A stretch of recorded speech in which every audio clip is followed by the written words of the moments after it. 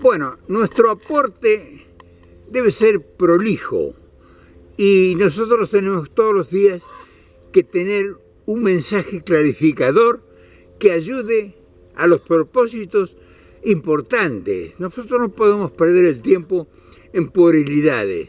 Sí podemos tocar temas livianos todos los días para no ser tan intensos, pero en el fondo nuestro propósito es dejar un legado, una enseñanza. Pero la enseñanza parte a partir, vaya la redundancia, del análisis de los resultados que previamente se han hecho como intentos.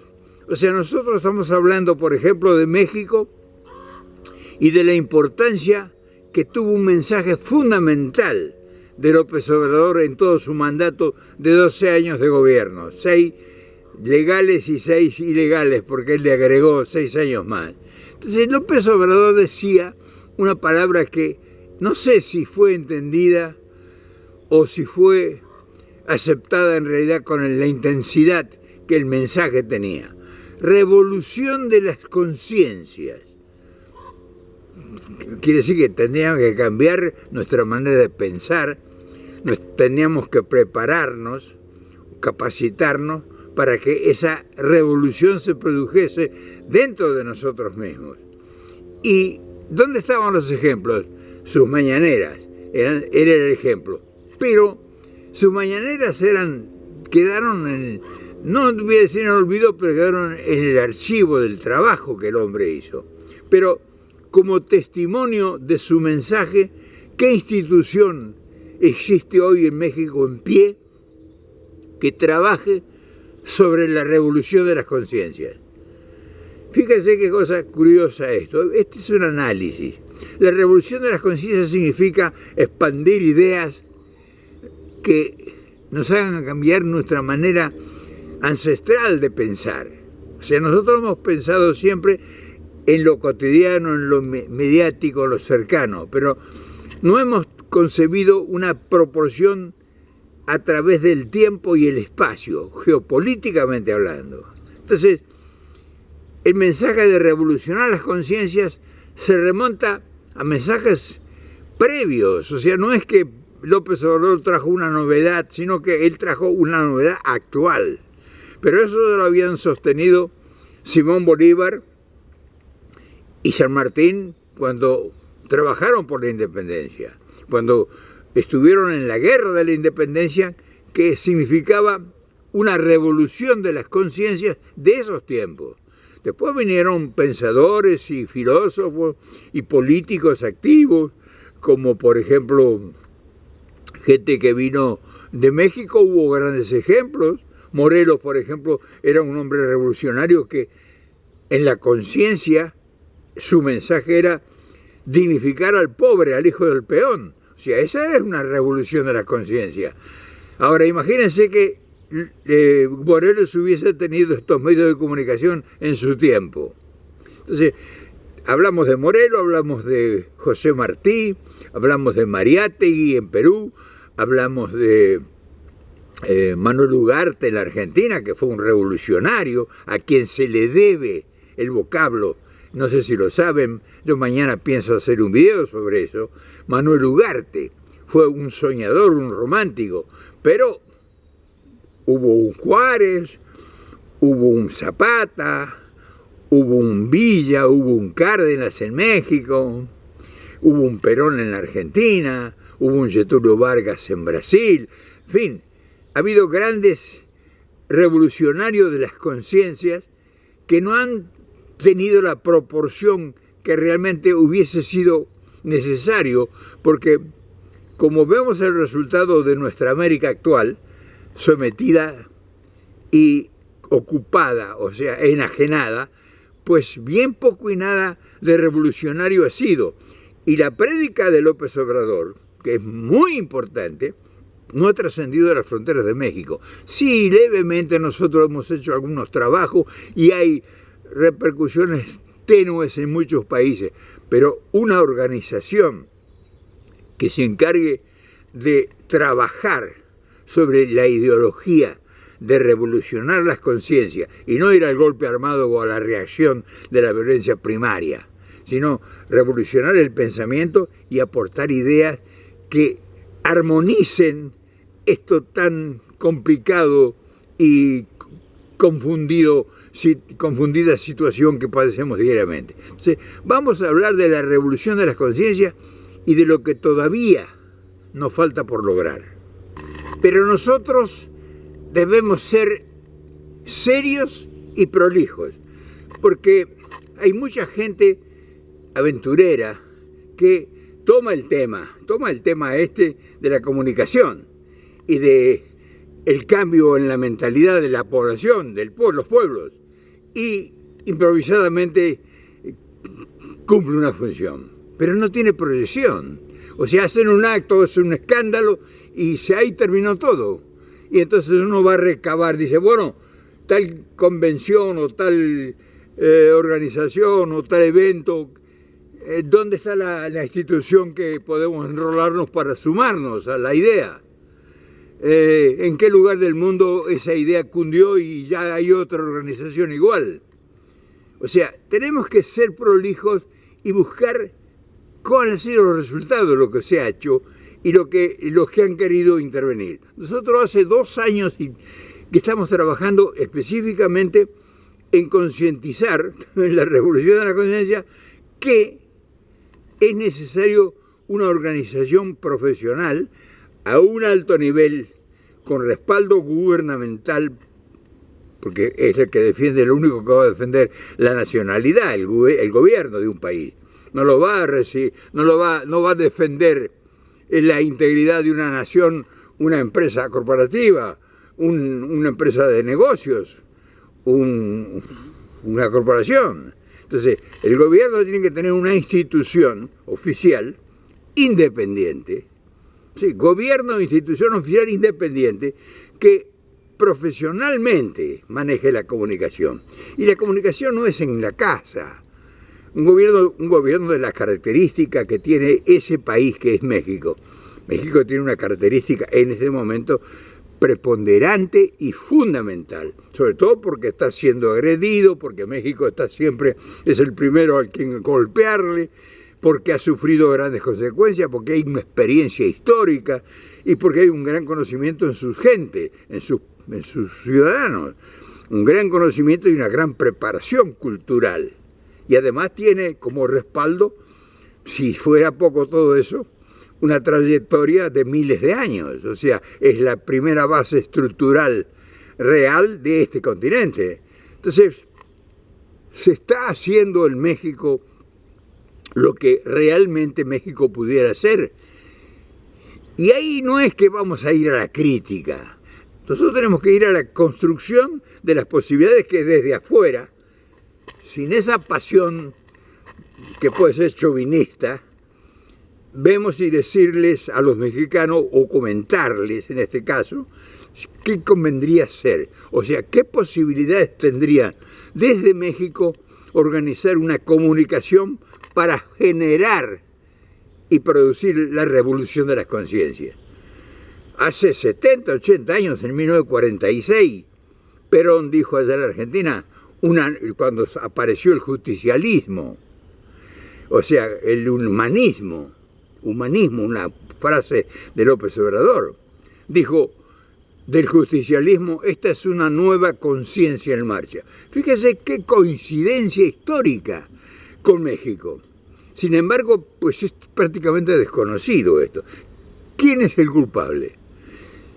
Y culpable ha sido toda la entrega que ha habido de nuestros países a la aventura internacional. O sea, Latinoamérica se ha caracterizado por ser una tierra de despojo. 300 años fue despojada por el Imperio Español, por la corona de España. Y después siguió lo que todo el mundo conoce y en que hemos terminado.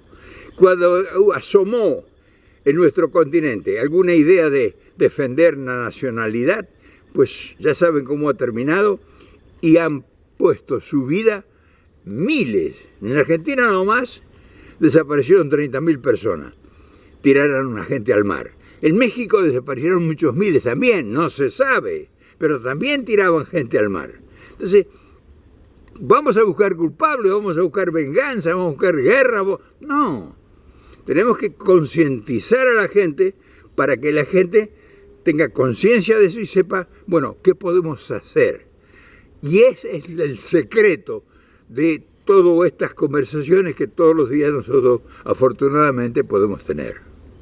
Y para la realización de estos menesteres es necesario gente con principios de grandeza, no con mezquindades, no con golpes bajos. Acá hay que tener grandeza porque somos una cantidad de idiosincrasias distintas. O sea, Latinoamérica, si bien es cierto hablamos un mismo idioma y tenemos aproximadamente nuestra propia cultura, no obstante eso tenemos diferencia nosotros. Hay nacionalismos muy acerbados, hay posicionamientos muy explícitos y hay que respetarlos eso, pero tenemos por encima de todas esas intimidades y sentimientos un problema en común. O sea, estamos sometidos todo el continente a una potencia que sería no una potencia, no vamos a decir que es una potencia política económica mundial, sino que estamos a una potencia que está edificada sobre los intereses, que es el poder financiero mundial, que es el que ha estado operando en el continente desde la fundación de nuestras independencias. Entonces, nosotros ya ha habido intentos durante 200 años de resistir con revoluciones cruentas y se ha sembrado el continente de muerte y de dolor y de angustia y de marginación y curiosamente ha producido un beneficio contrario al que se buscaba. O sea, tenemos que ser honestos, independiente de que las revoluciones, de que los líderes políticos, que la izquierda, que la derecha, que el centro, todo eso fue un relato. Reales, la realidad es otra. O sea, la realidad, pues, una cosa es el ideario izquierdista, las derechas, los conservadores, los comunistas, los socialistas y demás. Y la única verdad es la realidad. Ya lo decía Aristóteles hace 2500 años. Y la realidad es que estamos dominados y sometidos. ¿Y la pobreza se debe a qué? Siendo un lugar de tanta riqueza. Entonces, todo eso, hablar de esas cosas es concordar con la idea de López Obrador. Revolución de las conciencias. Revolución de las conciencias es hacer este trabajo, es conversar. Posiblemente haya muchos que no estén de acuerdo, pero entonces eso da pie para que intervenga la gente y por eso se dice la palabra revolución.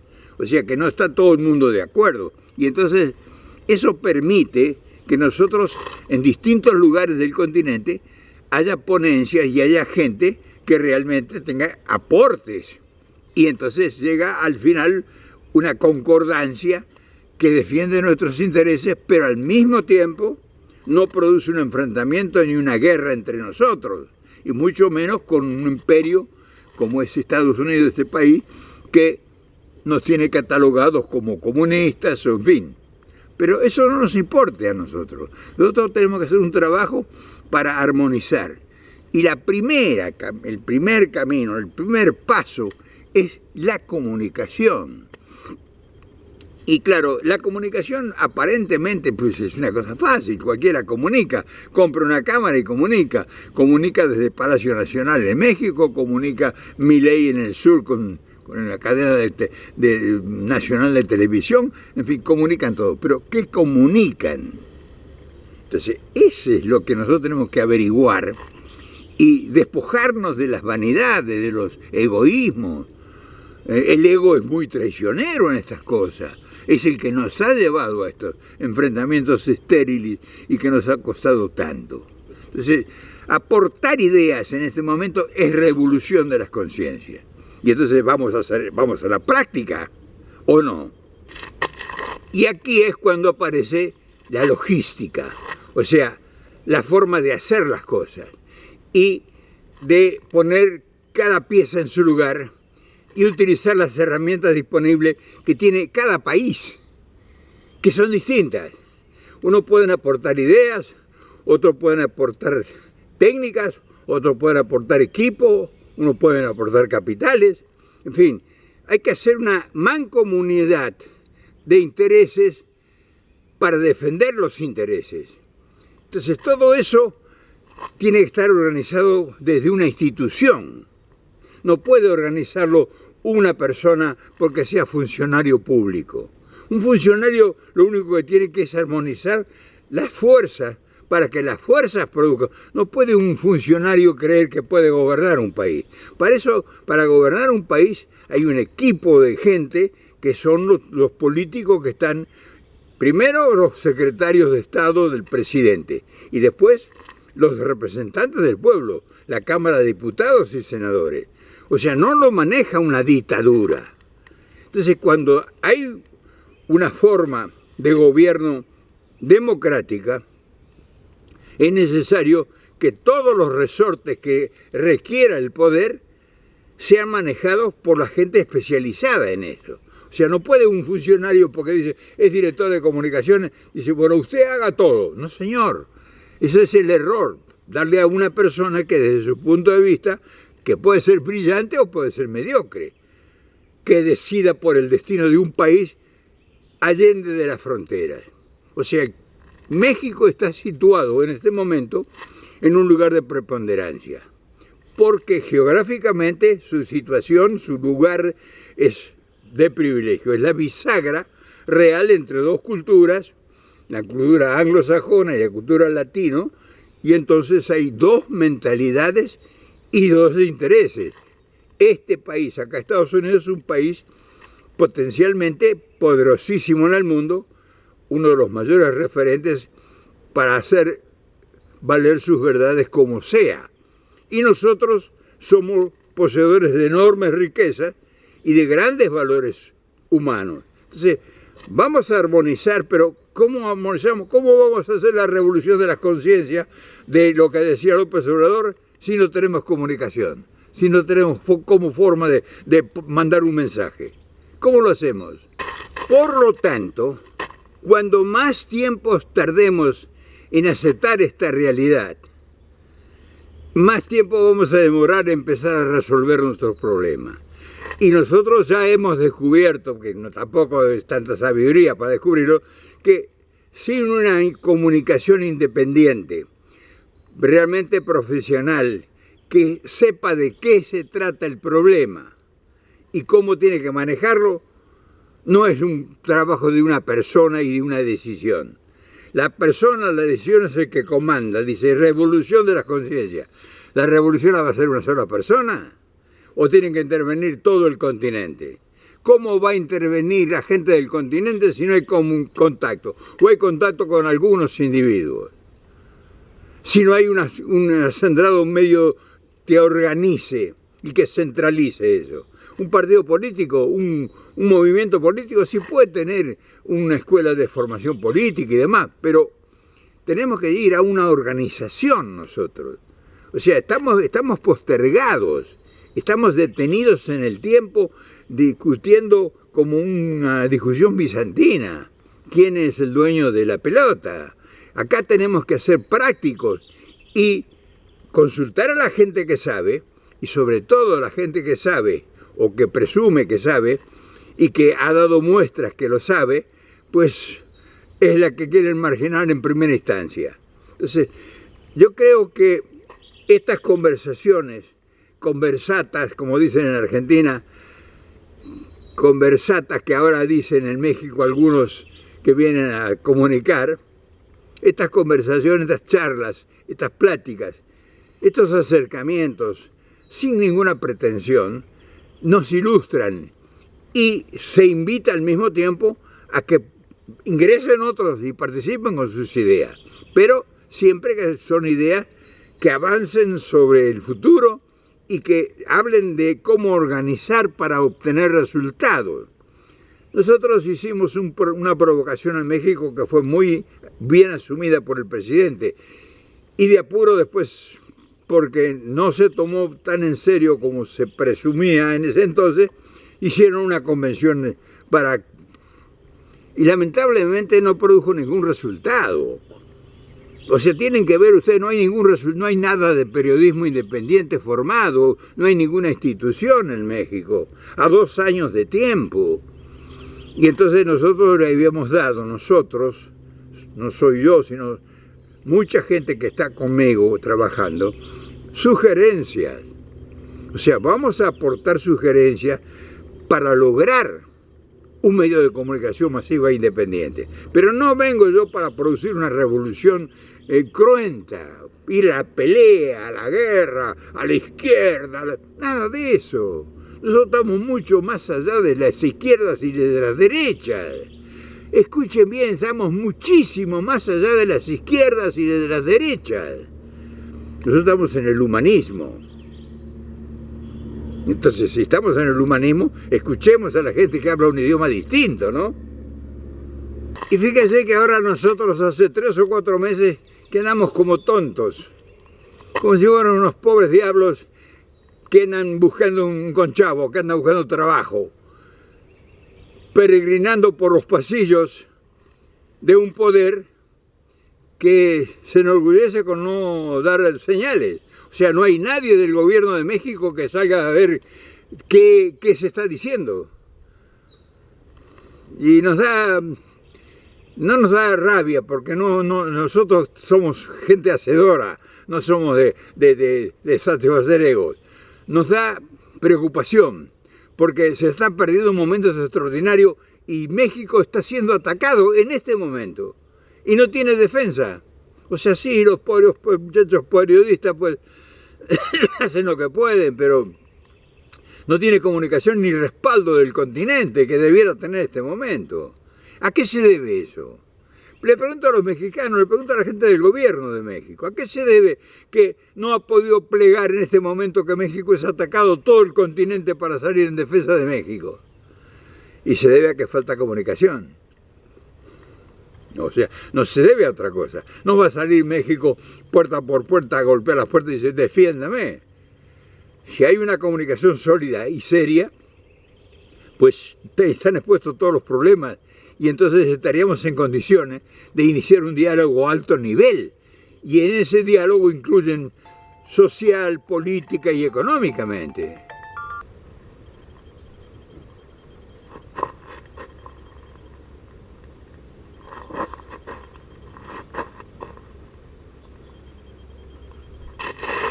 Pero no quisiera que me tomen como un mendigo, porque no soy mendigo, soy un hombre de ideas. Y entonces, que no les interese, que no quieran escuchar las ideas de alguien que realmente sabe de lo que habla, ya es otra cosa. Así que lo único que les puedo decir es que, ¿por qué no lo hacemos? ¿Por qué no lo hacen? ¿Por qué no lo hacen ustedes? ¿Por qué no lo hacen? Bien.